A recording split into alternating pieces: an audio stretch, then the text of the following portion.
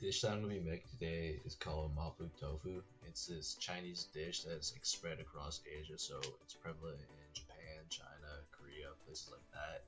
It's basically just like this spicy tofu dish with either pork or beef. Uh, it started in the Sichuan province of China, and it actually comes after the name of like an old woman. Yeah, so for the recipes for this dish, we're gonna have mushrooms, and this could be any type of mushroom. Silken tofu, which you can see right here. And this is just gonna be queued up into the dish. We're gonna have some ground beef. You can either use ground beef or pork. I use ground beef in my example. Then we got chili oil. We got oyster sauce. And then we got chili bean paste. This could be like one of the bigger aspects for the spice of the dish. And then we have chicken bouillon powder. It just adds kind of like a chickeny like base to the dish. So the first step of making this dish is going to be to get some garlic, and you're gonna break this off. You can use around maybe like half a garlic. This is really up to taste. And you're just gonna chop these until they're like really minced. Because you want them really small so it could kind of like dissolve into the dish. And then we're also gonna cut a few green onions. So we're gonna get maybe one stalk would be good. Again, all this is up to preference.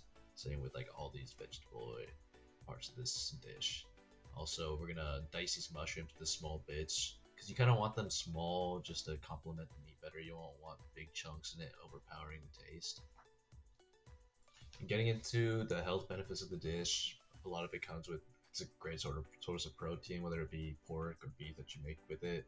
It's low in fat. It's good in vitamins and minerals such as B1, B2, and B6. And also, just the fact that it uses tofu as a substitution, it can help with like weight loss and all that, so you're not getting too many calories. All right, so now that we got all our prep work done, we're kind of gonna get into the meat of it. We're gonna be actually cooking the food now. So the first thing you're gonna do is you're gonna get a pan. You're gonna want to put some regular like olive oil, some cooking oil, and a good amount of chili oil, just to add a little spice to it. Let that sit on the pan, and then you add both the garlic and the green onions to the dish. Just let it cook until it has a good amount of fragrance. To like stir it around, make sure the garlic doesn't burn, or else it'll ruin the taste of the dish.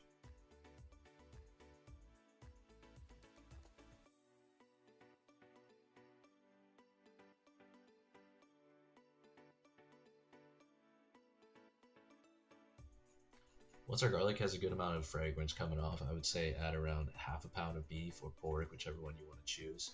Make sure we're breaking this up as we cook it. We want it to be in little bits instead rather than chunks.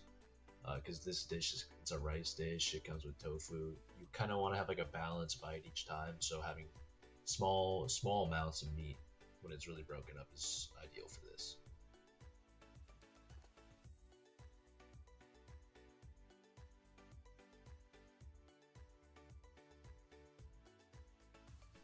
Alright, the next step from here is as soon as the beef is fully cooked and brown, we're going to want to add in the mushrooms, mix that around, get a little saute. Then we're going to add 2.5 tablespoons of the chili sauce, then a tablespoon of the oyster sauce, and then finally 1 teaspoon of soy sauce. We want this soy sauce to be dark.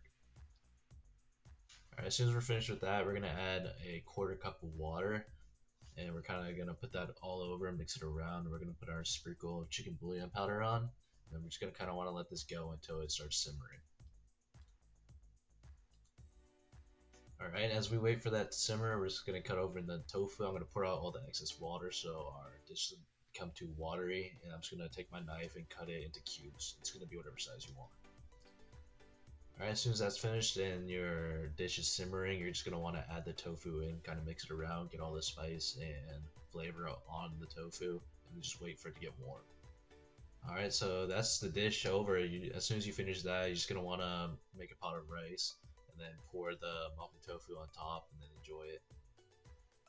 So in my version of this dish, I actually chose a more like Korean kind of adaptation to it, where they added the rice. So a lot of the Chinese culture, they eat this with just the tofu and the soup base, but I wanted to add rice to it, so I followed a recipe with that, which is kind of Korean adaptation, but in the end, it's still Chinese.